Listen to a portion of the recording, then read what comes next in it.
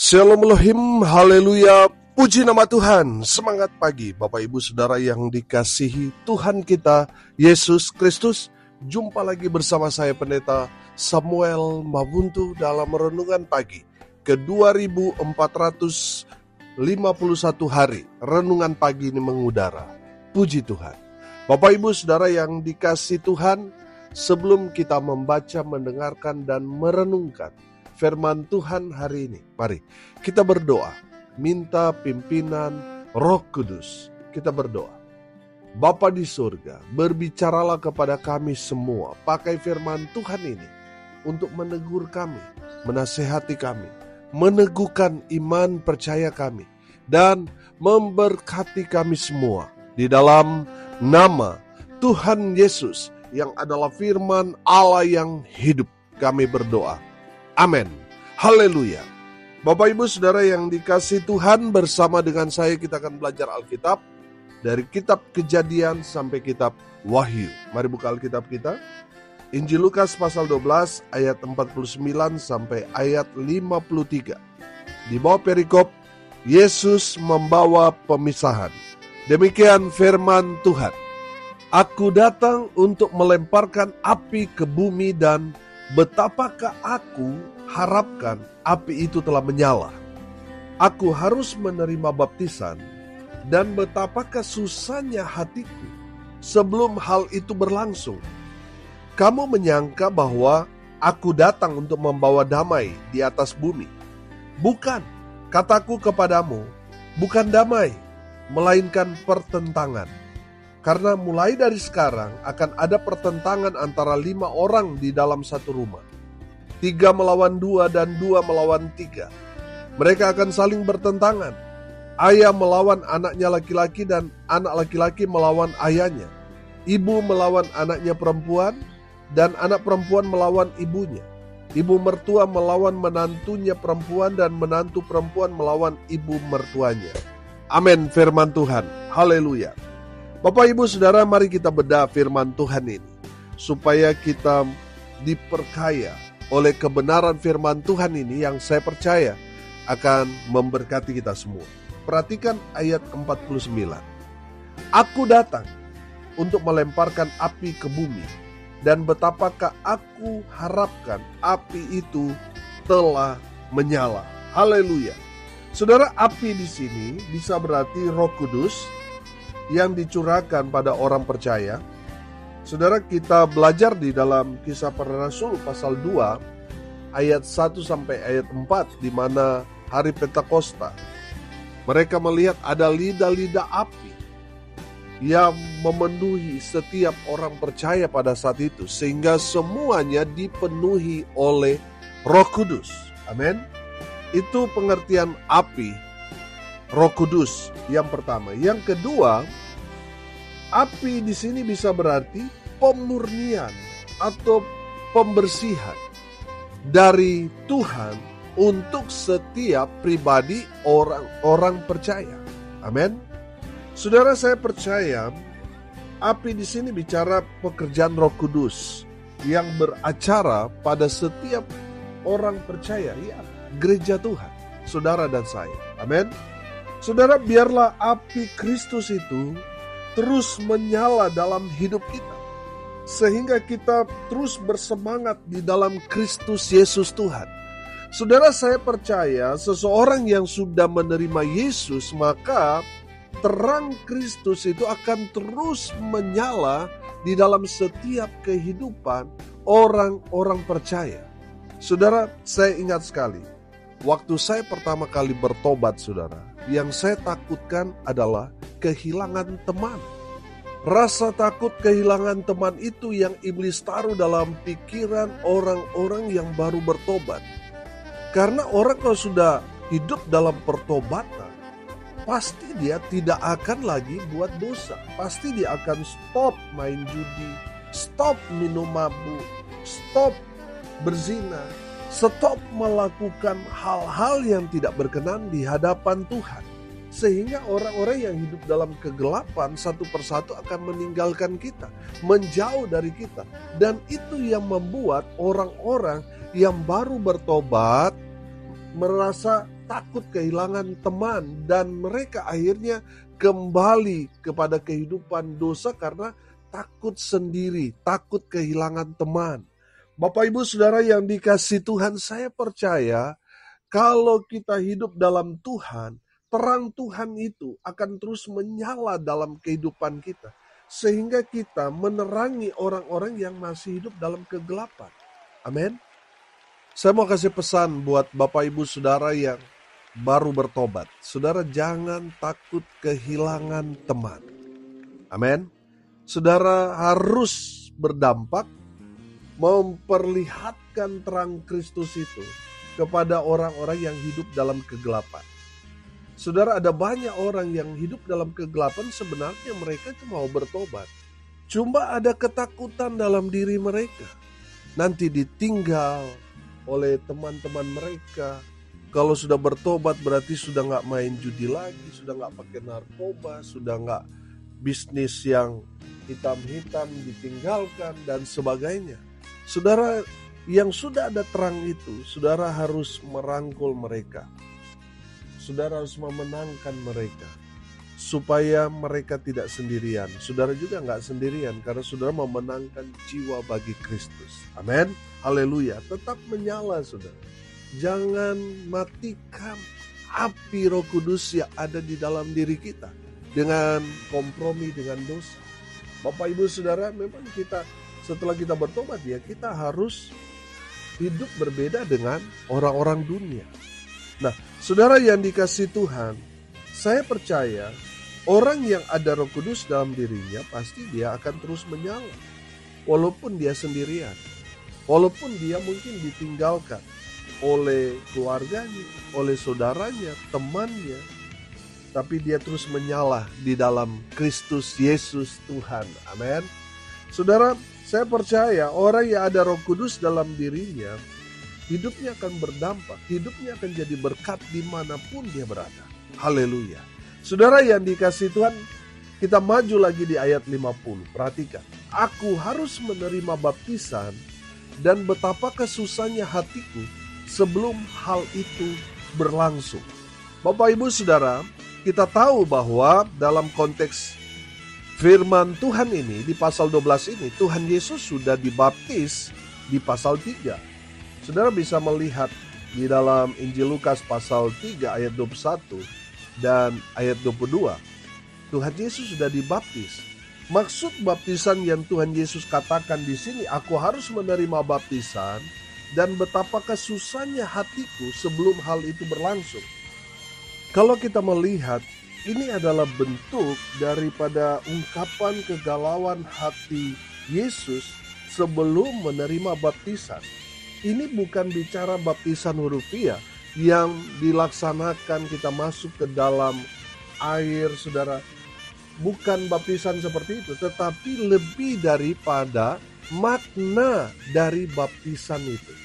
Saudara, baptisan itu kan kalau kita lihat orang yang masuk ke dalam air itu artinya dia masuk ke dalam air itu sama seperti dia memposisikan dia mati di dalam Kristus Yesus.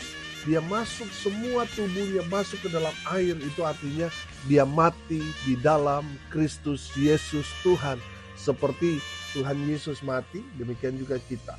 Di saat kita keluar dari air, itu maknanya kita bangkit sama seperti Tuhan Yesus, bangkit dari kematian.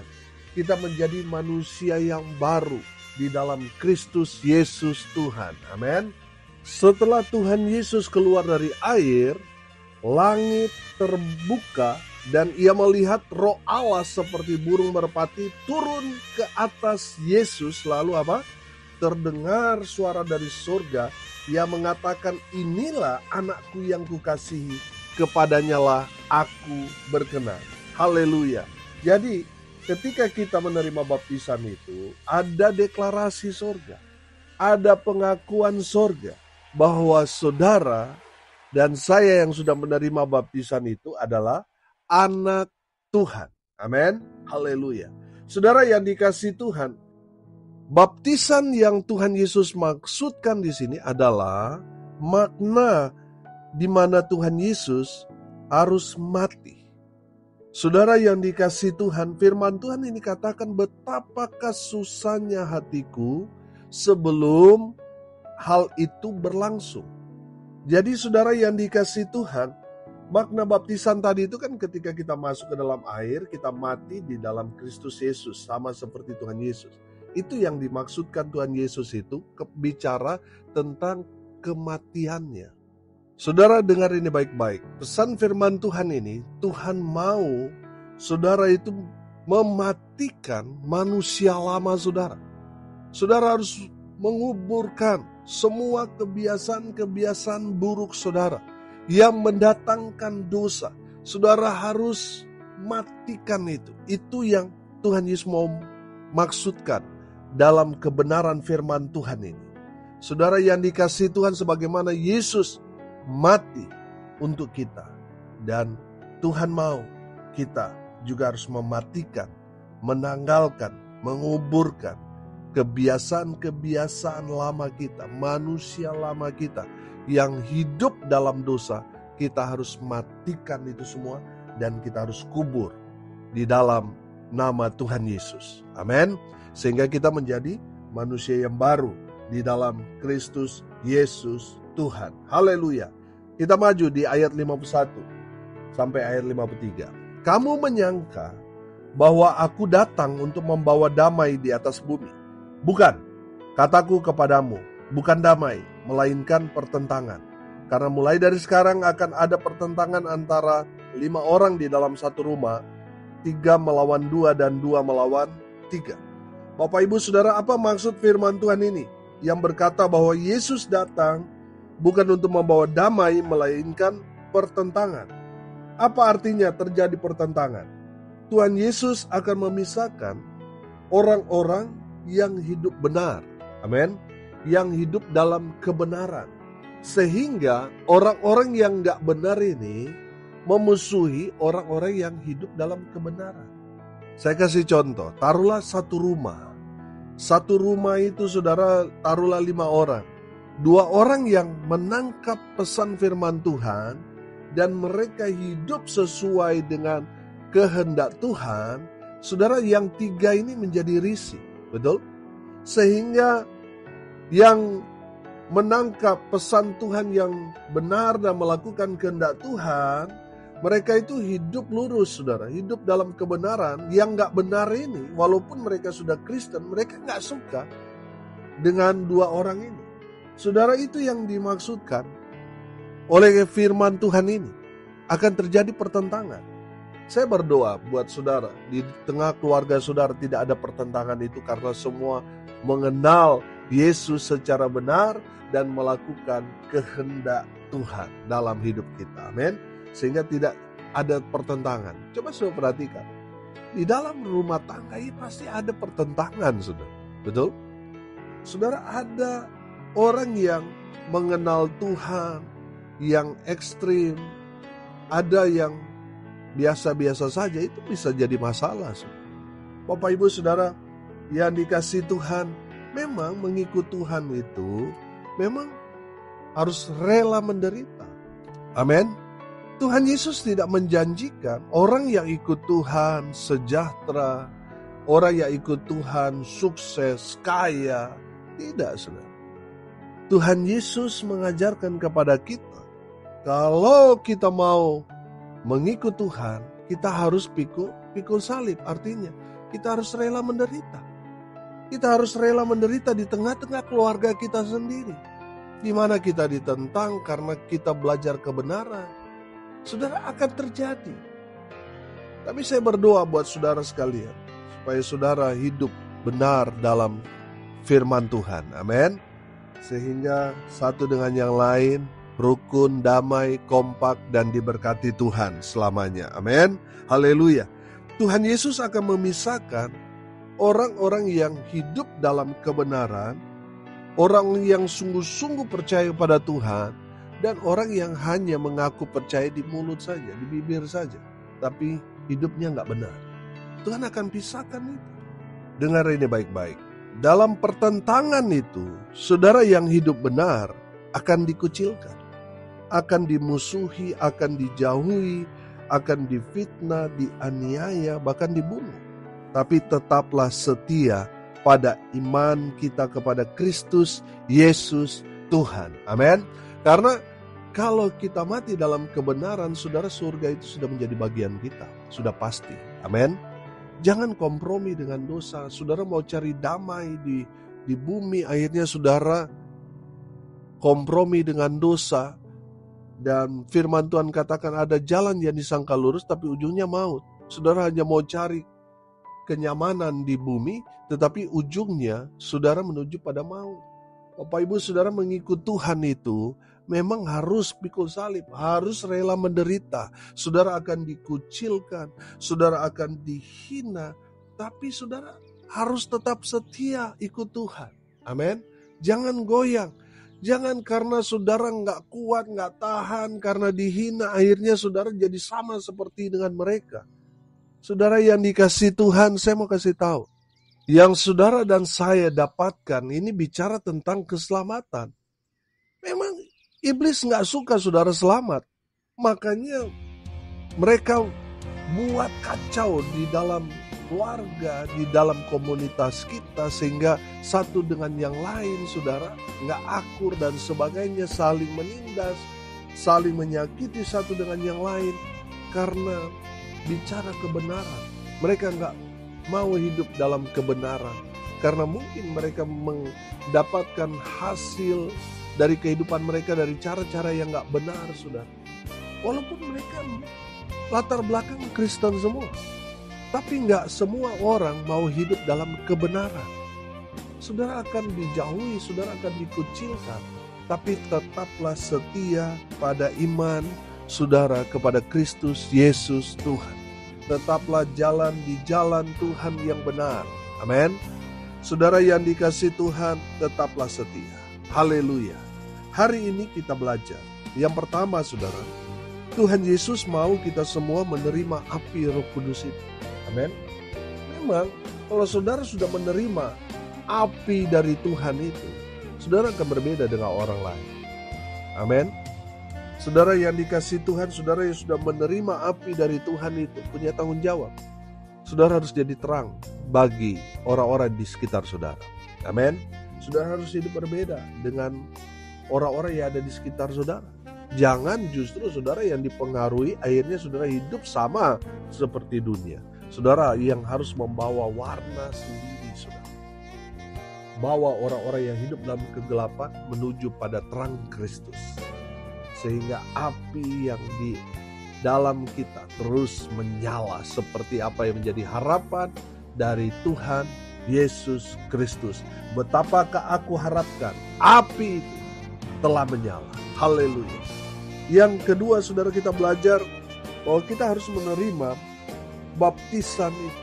Artinya kita harus rela menderita, harus mematikan semua kedagingan kita, manusia lama kita harus kita matikan, kuburkan, dan menjadi manusia yang baru di dalam Kristus Yesus Tuhan. Dan yang ketiga, dari kebenaran firman Tuhan ini kita belajar bahwa Tuhan mau kita tetap setia, setia ikut Tuhan, setia melakukan kebenaran dalam kehidupan kita, walaupun ada banyak pertentangan yang menentang kita, yang protes, yang tidak suka dengan kita, yang mengucilkan, memusuhi, menjauhi kita, memfitnah, menganiaya, bahkan membunuh kita. Bapak Ibu Saudara, tetaplah setia kepada Tuhan Yesus Kristus dan tetap lakukan kebenaran firman Tuhan. Amin. Mari kita berdoa. Terima kasih Bapa di surga atas kebenaran firman yang sangat memberkati kami. Berkati semua pendengar dimanapun mereka berada. Tuhan memberkati hidup mereka. Rumah tangga mereka diberkati. Usaha, pekerjaan, pelayanan mereka dibuat beruntung, berhasil dalam segala hal. Mereka yang sakit Tuhan sembuhkan. Mereka yang lemah Tuhan kuatkan. Hibur mereka berduka cita dan berkati mereka yang hari ini berulang tahun. Hamba berdoa biarlah berkat Tuhan turun memenuhi semua pendengar. Bapak Ibu Saudara yang dikasih Tuhan, arahkanlah hatimu kepada Tuhan dan terimalah berkat dari Tuhan Yesus. Tuhan memberkati engkau dan melindungi engkau. Tuhan menyinari engkau dengan wajah-Nya dan memberi engkau kasih karunia. Tuhan menghadapkan wajah-Nya kepadamu dan memberi engkau damai sejahtera. Di dalam nama Tuhan Yesus, sumber segala berkat. Bapak Ibu Saudara yang percaya, diberkati Tuhan, katakan amin. Puji Tuhan. Bapak Ibu Saudara yang dikasihi Tuhan, kalau saudara merasa diberkati melalui renungan pagi ini, bagikan juga kepada saudara-saudara yang lain, supaya mereka juga diberkati. Karena untuk itulah kita dipanggil, untuk jadi berkat. Salam kasih dari Bali. Saya Pendeta Samuel Mabuntu. Sampai jumpa besok pagi. Tuhan Yesus memberkati kita semua. Haleluya.